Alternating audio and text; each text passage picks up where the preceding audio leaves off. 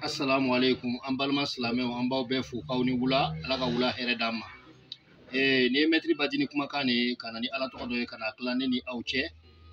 walasa a ka se ka ta k'aw mako dilan sani n bɛ don a kumakanw na n bɛna yira aw la k'a fɔ aw ka sabari aw ka abonné an ka chaîne kan an ka chaîne YouTube kan a ye abonné wa a kana ɲina ka notification like pour que n'an ye ala tɔgɔ bila video bila a ka se k'a sɔrɔ k'aw to aw sigiyɔrɔ la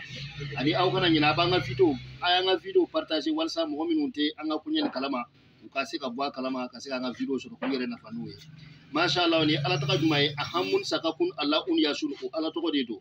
mais mɔgɔw bɛ siran ala tɔgɔ ɲɛ n'o ye ahamun sakakun ye a kana siran ɲɛ ani nasara tɛ mɔgɔ kɛlɛ a nasara min bɛ mɔgɔ kɛlɛ o ye hamu a n'a denw n'i ka hamu wele k'a denw wele n'i t'a ɲɛdɔn ka ɲɛ a b'i kɛlɛ dɛ walima n'i si ma se a b'i kɛlɛ mais ni nasara ni hamu dama de don kɛlɛ foyi t'a la n'i b'a fɛ ka to ka 1000 sɔrɔ lon bɛɛ walima lon o lon dugukɛ i ka se ka 2000 sɔrɔ i tigɛ kɔnɔ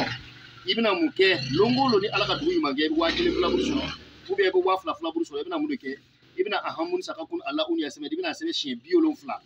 nasi la i bɛ nuru Muhamadu bila nasi kɔnɔ i bɛ tila ka wari filaburu ɲini i bɛ fɛ ka to ka wari min sɔrɔ lon bɛɛ lajɛlen ni 2000 filaburu lo i b'a sɛbɛn 2000 filaburu kan ni 1000 filaburu lo i b'a sɛbɛn 1000 filaburu kan i bɛna sɔrɔ sisan k'a kɛ sɛbɛnden k'a bila i jufa la ani i bɛ to ka nasi ni mɔ i bɛ to ka wurudi farida bɛɛ kɔfɛ seli o seli tɛmɛni kɔfɛ o de ye farida bɛɛ kɔfɛ